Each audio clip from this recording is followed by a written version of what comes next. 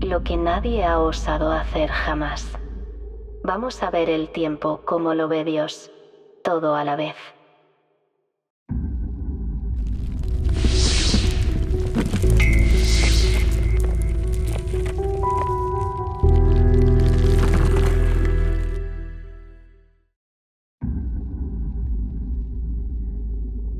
El invierno de 1447 fue el más frío que se recordaba en aquellas tierras castellanas. El viento cortante barría los páramos y se colaba entre las gruesas paredes de piedra del monasterio de Santa María, un recinto religioso que apenas llevaba 4 décadas en pie.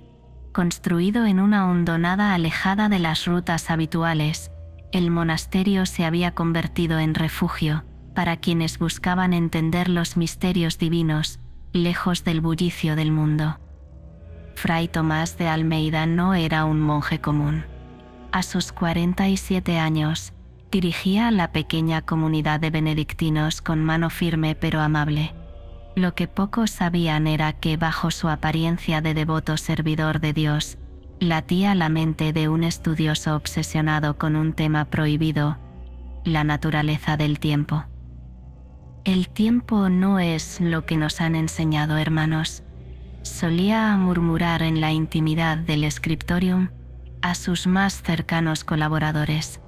No es una flecha que avanza inexorablemente, es un río cuyo cauce podría alterarse.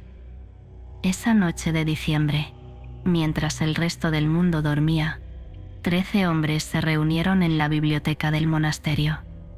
El ambiente olía a pergamino viejo, tinta y ese aroma particular de los edificios de piedra, una mezcla de humedad y mineral que parece impregnar el alma misma. «Lo hemos encontrado», anunció Fray Tomás, mientras se apreciaba su rostro iluminado apenas por el parpadeo de una vela. Sus manos huesudas sostenían un manuscrito de aspecto antiguo, con inscripciones en un idioma que ninguno de los presentes había visto jamás. Después de años de búsqueda, tenemos la clave. Fray Esteban, un monje de baja estatura y mejillas sonrosadas, se acercó con cautela. ¿Estáis seguro de que esto no es obra del maligno? Recordad las advertencias del obispo sobre vuestros estudios. ¿El maligno? Fray Tomás soltó una risa seca. El verdadero mal está en la ignorancia, en el miedo a conocer. Este manuscrito llegó desde Oriente, con los mercaderes. Contiene sabiduría anterior al cristianismo, anterior incluso a los romanos. Habla de la naturaleza circular del tiempo. Fray Nicolás, el más joven del grupo, apenas 23 años y ojos que desbordaban curiosidad, se aventuró a hablar. ¿Y qué pretendéis hacer con este conocimiento? Lo que nadie ha osado hacer jamás, respondió Tomás con un brillo en los ojos. Vamos a ver el tiempo como lo ve Dios, todo a la vez. Durante las siguientes semanas, mientras el invierno apretaba su garra helada sobre Castilla, los 13 monjes trabajaron en secreto. Trasladaron libros prohibidos desde el sótano sellado del monasterio hasta una cámara oculta bajo la iglesia principal, un espacio que Fray Tomás había descubierto durante la construcción y mantenido oculto al resto de la comunidad y a la iglesia. Fray Guillermo, un hombre corpulento con manos sorprendentemente ágiles para su tamaño, talló un extraño altar siguiendo las instrucciones del manuscrito. En su superficie, símbolos desconocidos se entrelazaban formando patrones hipnóticos que parecían moverse si uno los miraba demasiado tiempo. «Esto va contra todo lo que hemos jurado proteger», murmuró Fray Mateo, el más viejo del grupo, mientras mezclaba hierbas raras en un mortero de piedra negra. Su rostro, arrugado como un pergamino antiguo, reflejaba preocupación. Si el obispo se enterara... «El obispo ve con los ojos de un hombre», interrumpió Tomás. nosotros intentamos ver con los ojos de Dios. El día señalado para el ritual llegó con una tormenta de nieve que aisló completamente el monasterio.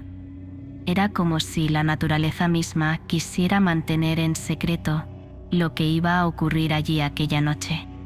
Los 13 monjes descendieron en silencio por la estrecha escalera de piedra que conducía a la cámara subterránea. Cada uno llevaba una vela negra, tal como indicaba el manuscrito.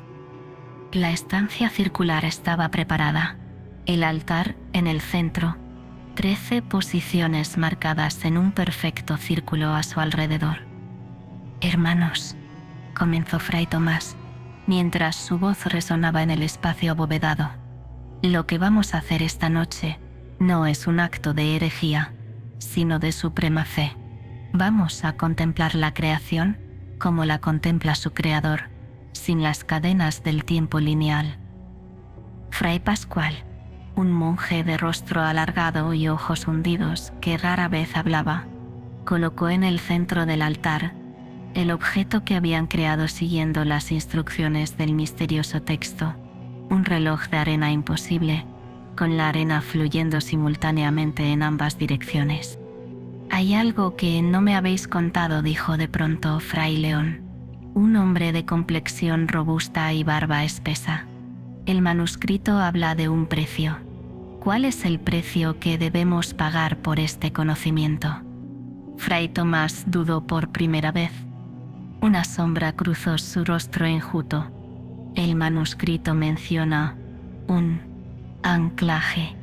Para ver el tiempo como Dios, alguien debe quedarse fuera de él, observando, el observador eterno.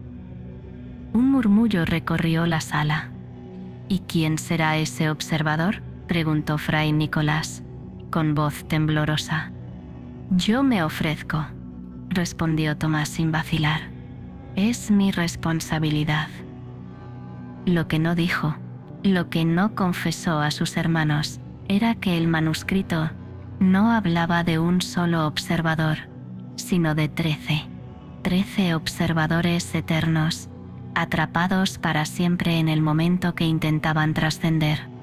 Pero ya era tarde para echarse atrás, demasiado tarde.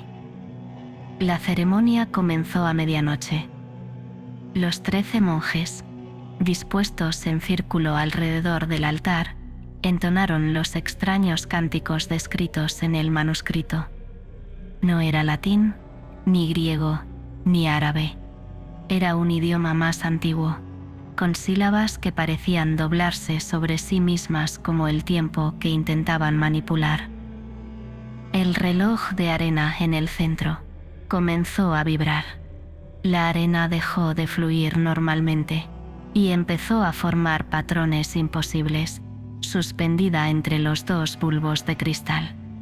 El aire se volvió espeso, difícil de respirar, como si cada molécula estuviera duplicándose, ocupando el mismo espacio en diferentes momentos.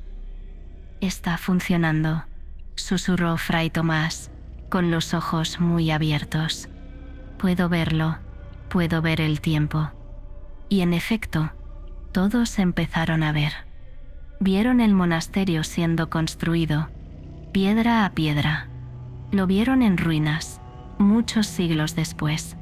Vieron gente que aún no había nacido visitando sus restos, y se vieron a sí mismos, realizando este mismo ritual, una y otra vez, en un ciclo eterno. Fue entonces cuando Fray Tomás comprendió su error. No estaban observando el tiempo, estaban atrapados en él. «Deteneos», gritó, intentando romper el círculo, pero sus piernas no respondían. Ninguno podía moverse. El reloj de arena giró sobre sí mismo, desafiando todas las leyes de la física. La habitación circular pareció expandirse y contraerse al mismo tiempo, y algo más entró en la cámara, algo que no estaba allí antes, una figura con una linterna. Los 13 monjes giraron la cabeza al unísono. movidos por una voluntad que ya no era enteramente suya. Frente a ellos, un hombre los observaba con expresión de terror. Vestía ropas extrañas, llevaba aparatos desconocidos, y en su rostro había un horror que trascendía los siglos. «El observador ha llegado», dijeron los 13 al unísono, con voces que ya no parecían totalmente humanas. «El ciclo puede continuar».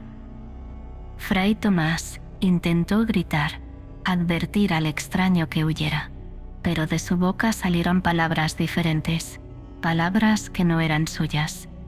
«Bienvenido, te estábamos esperando. De hecho, siempre te estamos esperando». Y así comenzó el ciclo. Un bucle eterno donde 13 monjes del siglo XV quedaron atrapados en un momento sin fin, condenados a esperar la llegada de observadores futuros, que uno tras otro ocuparían sus lugares en una cadena interminable de sustituciones.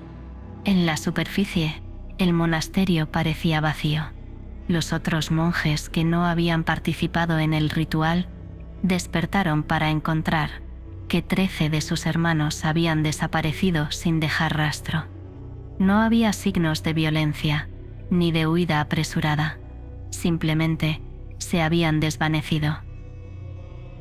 El obispo llegó días después, atraído por rumores inquietantes sobre estudios prohibidos. Ordenó sellar la biblioteca y prohibió mencionar a los desaparecidos. El misterio de los 13 monjes se convirtió en leyenda, susurrada de generación en generación. Mientras tanto, en las profundidades, más allá del tiempo lineal, Fray Tomás de Almeida observaba y esperaba. Había conseguido su deseo, ver el tiempo como lo ve Dios, pero el precio era mayor de lo que jamás hubiera imaginado. «El tiempo es circular», murmuró para sí mismo, mientras contemplaba el reloj de arena imposible, que ahora era el ancla de su eternidad. Lo que ha sido será, lo que será, ha sido.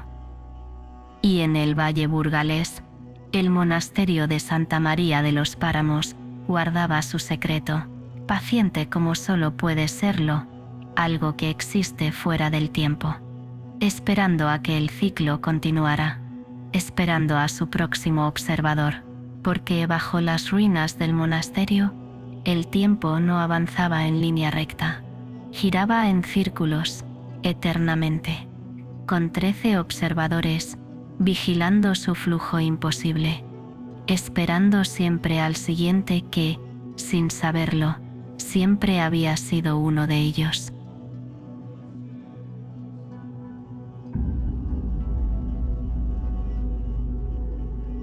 Nadie comprendía realmente por qué Héctor García, creador del canal Misterios sin resolver, estaba tan obsesionado con aquel monasterio abandonado. Las ruinas de Santa María de los Páramos llevaban siglos olvidadas en un remoto valle burgalés, ocultas entre la vegetación salvaje y apenas mencionadas en los registros históricos locales. El lugar, una construcción de piedra desgastada del siglo XV, había sido escenario de la inexplicable desaparición de 13 monjes en 1447, un suceso que los lugareños atribuían a un ritual prohibido que salió terriblemente mal. Héctor no era como otros buscadores de misterios. A sus 34 años, se había ganado una sólida reputación en la comunidad paranormal por su meticulosidad y escepticismo. No era dado a exagerar sus hallazgos, ni a fingir sustos por visualizaciones. Su enfoque pragmático le había granjeado más de 500.000 de seguidores, todos esperando su próximo video semanal con ansias. «Vamos a descubrir qué hay de cierto en la leyenda de los monjes perdidos», había anunciado en su último directo mientras preparaba su equipo. «Pasaré la noche entera en las ruinas, completamente solo». El camino hasta el monasterio resultó más complicado de lo que había previsto. La carretera terminaba 3 kilómetros antes, obligándole a avanzar a pie por un sendero cada vez más difuso. A medida que se adentraba en el bosque, el aire se tornaba extrañamente denso, como si la atmósfera misma se resistiera a su avance.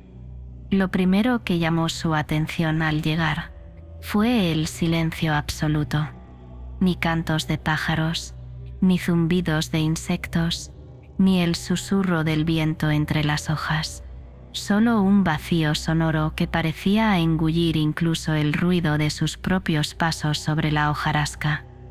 Las ruinas se alzaban imponentes ante él, más conservadas de lo que esperaba. La fachada principal, aunque parcialmente derruida, mantenía su estructura gótica, con una gran portada de arco apuntado, que parecía una boca abierta, invitándole a entrar. A ambos lados, las paredes exteriores aún se mantenían en pie, custodiando celosamente los secretos del lugar. «Bueno, ya estoy aquí», murmuró Héctor, ajustando su mochila. El monasterio de Santa María de los Páramos, abandonado desde hace casi 6 siglos y supuestamente maldito desde que 13 monjes desaparecieron, sin dejar rastro en 1447. Héctor había investigado a fondo la historia del monasterio. Fundado en 1407 por un grupo de monjes benedictinos, liderados por un tal fray Tomás de Almeida, el lugar había prosperado durante 4 décadas, hasta aquella fatídica noche de invierno. Según las crónicas locales, los monjes habían estado realizando algún tipo de ceremonia prohibida, posiblemente relacionada con antiguas prácticas paganas. La tarde avanzaba lentamente mientras Héctor exploraba el perímetro exterior. Decidió montar su campamento en lo que parecía haber sido el claustro. Aunque gran parte del techo había colapsado, algunas secciones aún ofrecían protección contra los elementos. Si los fantasmas de los monjes siguen aquí, este debería ser el lugar para encontrarlos, pensó, desplegando su saco de dormir sobre las antiguas losas de piedra. A medida que el sol comenzaba a ponerse, una sensación de incomodidad se instaló en su estómago. No era miedo, se dijo a sí mismo. Era simplemente la anticipación de pasar la noche en un lugar tan desolado y con tanta historia. Cuando la oscuridad finalmente cayó sobre el monasterio, Héctor encendió una pequeña hoguera y comenzó a grabar sus impresiones para el vídeo. Son aproximadamente las 9 de la noche y la temperatura ha bajado considerablemente, dijo mirando directamente a su cámara montada sobre un trípode. Algo interesante que he notado es que a pesar de estar en una zona boscosa, no se escucha absolutamente nada. Es como si el sonido fuera absorbido por las propias piedras. Justo en ese momento, un crujido resonó desde el interior de lo que quedaba de la iglesia. Héctor se detuvo, agudizando el oído. El sonido se repitió, como si alguien estuviera caminando lentamente sobre escombros. «Parece que tenemos compañía», murmuró, tomando su linterna. «Vamos a investigar».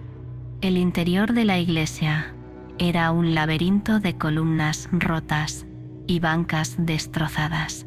La luz de la linterna apenas podía penetrar la densa oscuridad que parecía aferrarse a cada rincón.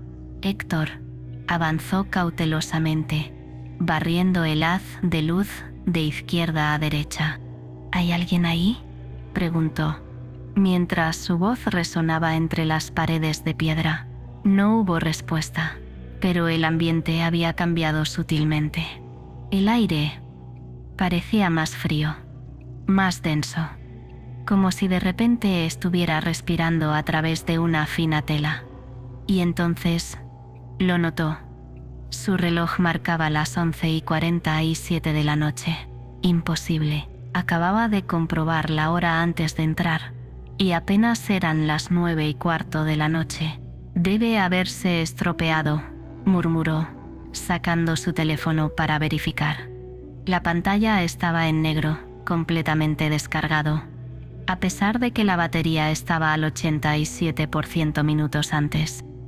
Un escalofrío recorrió su espalda cuando una corriente de aire helado le rozó la nuca.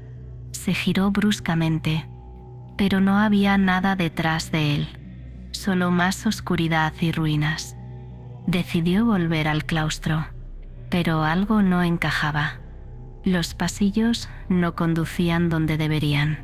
Pasó junto a una pequeña capilla lateral que no recordaba haber visto antes. Las ventanas que había observado estaban destrozadas. Ahora aparecían cubiertas con vitrales coloridos, aunque polvorientos y agrietados. «Esto no tiene sentido», se dijo a sí mismo. «Debo haberme desorientado en la oscuridad». Cuando finalmente encontró el camino de vuelta al claustro, su hoguera se había reducido a brasas humeantes, como si hubieran pasado horas en lugar de minutos, y su equipo estaba exactamente donde lo había dejado, pero cubierto por una fina capa de polvo, como si llevara días abandonado. «¿Qué demonios está pasando aquí?», susurró, limpiando el polvo de su cámara. Fue entonces cuando lo escuchó. Un canto lejano, apenas audible. Voces masculinas entonando lo que parecía ser un cántico gregoriano. El sonido venía de algún lugar bajo sus pies. No había mencionado nada sobre criptas o pasajes subterráneos en su investigación sobre el monasterio. Sin embargo, era común que los monasterios medievales tuvieran áreas bajo tierra para enterramientos o almacenamiento. Héctor dirigió su linterna hacia el suelo, buscando alguna entrada. En una esquina del claustro, parcialmente oculta por escombros, encontró una pequeña puerta de madera incrustada en el suelo. La madera estaba sorprendentemente bien conservada, como si hubiera sido colocada recientemente. «Esto es extraño», murmuró mientras apartaba los escombros. «Esta puerta parece nueva». Con cierto esfuerzo, logró abrirla, revelando una estrecha escalera de piedra que descendía hacia la oscuridad. Los cánticos se hicieron más claros, aunque seguían sonando distantes y extrañamente distorsionados, como si vinieran de otro tiempo. Héctor dudó por un momento. Toda su experiencia le decía que bajar solo a un sótano desconocido en un edificio abandonado era una mala idea, pero también sabía que podría estar ante el mayor descubrimiento de su carrera. «Vamos allá», se dijo, y comenzó a descender los gastados escalones. La escalera parecía interminable, girando en espiral hacia las profundidades. El aire se volvía más frío y húmedo a medida que bajaba, y un olor peculiar comenzó a inundar sus sentidos. No era el olor a moho o humedad que esperaría en un sótano abandonado. Era más bien como incienso mezclado con cera de velas y algo más, algo orgánico y perturbador. Cuando finalmente llegó al final de la escalera, se encontró en un amplio pasillo abovedado. Las paredes estaban decoradas con frescos descoloridos, que representaban escenas religiosas entremezcladas con símbolos extraños que no pudo reconocer. Su linterna iluminó lo que parecía ser una procesión de figuras encapuchadas, dirigiéndose hacia una gran puerta doble, al final del pasillo. Los cánticos ahora eran claramente audibles, proviniendo de detrás de esa puerta. Pero había algo más. Un sonido rítmico, como un latido gigante, que parecía hacer vibrar todo el pasillo. Héctor avanzó lentamente. Su corazón estaba martilleando en su pecho. A medida que se acercaba a la puerta, Notó que estaba entreabierta, con un tenue resplandor rojizo, filtrándose por la rendija. Con manos temblorosas, empujó ligeramente la puerta, que se abrió sin hacer ruido. Lo que vio dentro lo dejó paralizado. La cámara era circular, iluminada por docenas de velas negras, colocadas en elaborados candelabros de hierro. En el centro, había un extraño altar de piedra, con inscripciones en un idioma que no reconoció. Pero lo más impactante eran las figuras. 13 monjes con hábitos negros, dispuestos en círculo alrededor del altar. Sus rostros estaban ocultos bajo profundas capuchas. Los monjes cantaban al unísono, en una lengua que definitivamente no era latín ni ningún otro idioma que Héctor pudiera identificar. Sus voces resonaban con una cualidad inhumana, como si múltiples voces emanaran de cada figura. En el centro del altar había un objeto que capturó inmediatamente su atención. Un reloj de arena de proporciones imposibles, con la arena fluyendo simultáneamente en ambas direcciones, desafiando toda lógica. Héctor se quedó inmóvil, incapaz de comprender lo que estaba presenciando. ¿Era una alucinación? ¿Algún tipo de recreación histórica extremadamente elaborada? Pero en su interior, sabía que estaba contemplando algo que no debería existir en nuestro mundo racional. De repente, el cántico se detuvo, como si respondieran a una señal invisible. Las 13 figuras giraron simultáneamente la cabeza hacia él. «El observador ha llegado», dijo una voz profunda y resonante, que parecía provenir de todas las figuras a la vez. «El ciclo puede continuar». Héctor retrocedió instintivamente, pero sus piernas parecían pesadas, como si se movieran a través de melaza. El tiempo mismo parecía distorsionarse a su alrededor. «No somos lo que crees», continuó la voz. «No somos fantasmas ni demonios, somos guardianes del tiempo, atrapados en un momento que nunca termina». Uno de los monjes dio un paso adelante y lentamente retiró su capucha, revelando un rostro que provocó en Héctor un grito ahogado de horror y reconocimiento. Era su propio rostro, pero más viejo, con los ojos hundidos y la piel pálida como si no hubiera visto la luz del sol en décadas. «Bienvenido», dijo su doble con una sonrisa triste. «Te estábamos esperando. De hecho, siempre te estamos esperando». «Esto no puede ser real», balbuceó Héctor, dando otro paso atrás. «Es tan real como tú lo eres», respondió su versión mayor. «Hace 600 años, o quizás mañana, dependiendo de cómo percibas el tiempo, 13 monjes descubrieron algo que no debían conocer, que el tiempo no es una línea recta, sino un círculo. Intentaron usar ese conocimiento y quedaron atrapados en este bucle eterno». Los otros monjes comenzaron a quitarse sus capuchas, uno por uno. Para su horror, Héctor vio que todos tenían su rostro, en diferentes etapas de envejecimiento. «Pero solo hay 13 de ustedes», logró decir Héctor. «Siempre somos 13», respondió otra versión de sí mismo, esta con el cabello completamente blanco y profundas arrugas surcando su rostro. «El número es constante. Cuando uno nuevo llega, otro debe irse». «No entiendo», dijo Héctor. Su mente estaba luchando por comprender lo imposible. «Lo harás», respondió el primer monje. «¿Por qué? Ya lo has entendido antes, incontables veces. Vienes aquí, nos encuentras, te conviertes en uno de nosotros, y eventualmente, cuando el ciclo se completa, olvidas y vuelves a empezar». Un pensamiento terrible comenzó a formarse en la mente de Héctor. Eres el siguiente, confirmó el monje, como siempre lo has sido, como siempre lo serás. No, Héctor, sacudió la cabeza, no lo acepto. Esto es algún tipo de truco, una alucinación. Se dio la vuelta para huir, pero se detuvo en seco. En la entrada de la cámara había otra figura que no había notado antes.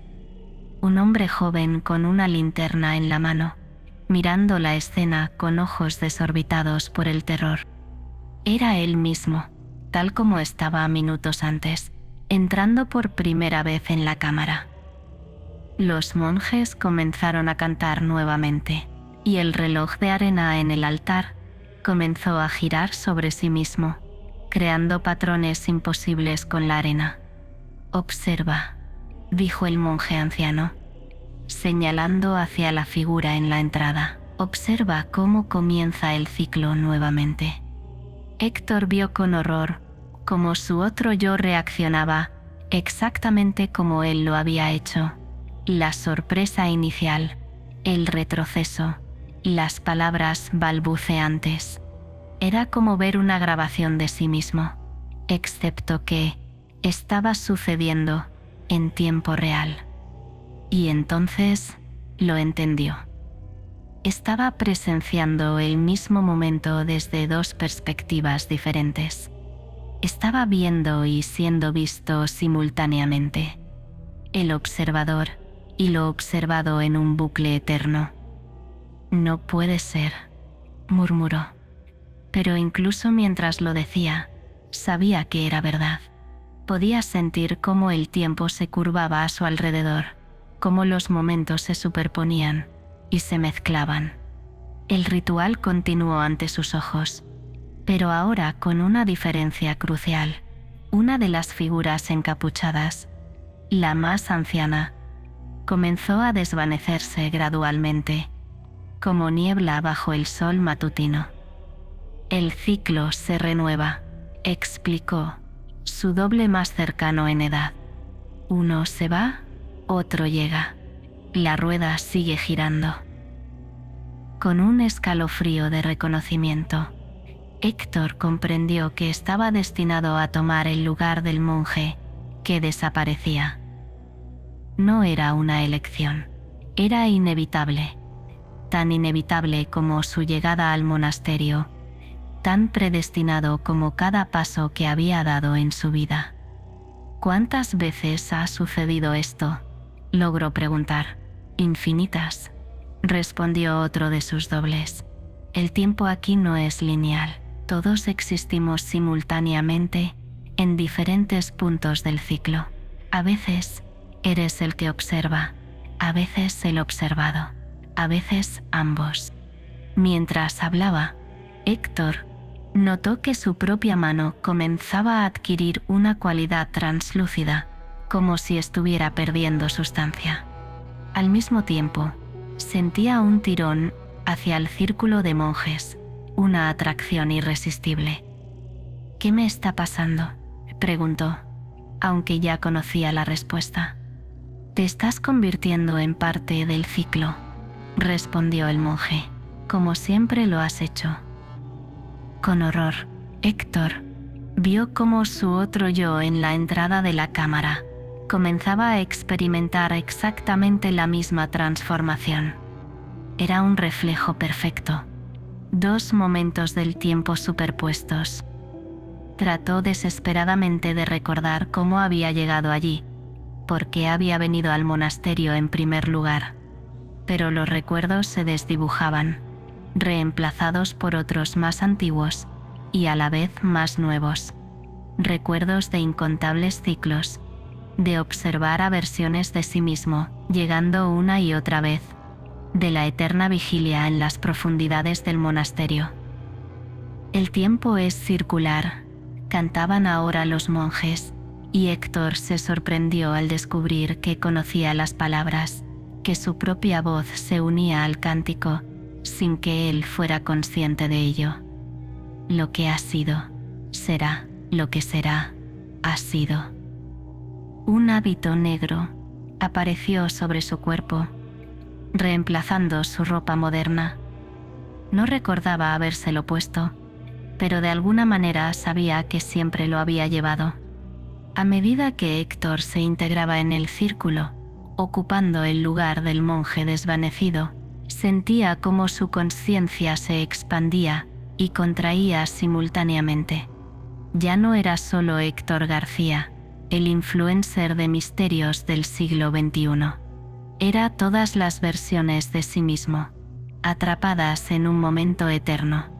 Podía ver el monasterio en diferentes épocas, cuando estaba recién construido, cuando ardió parcialmente en un incendio olvidado por la historia, cuando fue abandonado y cuando se convirtió en ruinas. Podía ver innumerables versiones de sí mismo llegando, descubriendo, uniéndose al ciclo, cada vez pensando que era la primera, cada vez descubriendo que era simplemente otra vuelta de la rueda. Y ahora, como parte del círculo, comprendía la verdadera naturaleza del ritual. No era maligno, como había temido inicialmente. Era un intento desesperado de aquellos monjes originales de comprender la eternidad, de experimentar el tiempo, como lo hace el universo, todo a la vez, sin principio ni fin. Pero habían quedado atrapados en su propia creación, condenados a repetir el mismo momento indefinidamente. Mientras estos pensamientos fluían a través de su mente expandida, vio entrar a una nueva figura en la cámara. Un hombre, con una linterna, con su rostro, mirando la escena con horror y fascinación. El observador ha llegado, se encontró diciendo junto con los demás, el ciclo puede continuar. Y así, Héctor García desapareció, absorbido por el eterno presente del monasterio de Santa María de los Páramos. Su canal de YouTube quedó abandonado, sus seguidores especulando sobre su misteriosa desaparición. Algunos aventuraron que había sido solo un truco publicitario, otros que había encontrado un final trágico en aquellas ruinas olvidadas. Gracias por acompañarme en esta historia. Si te ha atrapado este misterio, no olvides dejar un comentario contándome desde dónde me estás viendo. Y si quieres seguir explorando los rincones más oscuros del archivo fantástico, ya sabes, suscríbete y activa la campana. Hay muchos más secretos esperando ser contados. Nos vemos en el próximo relato. O quizás ya lo hemos hecho antes.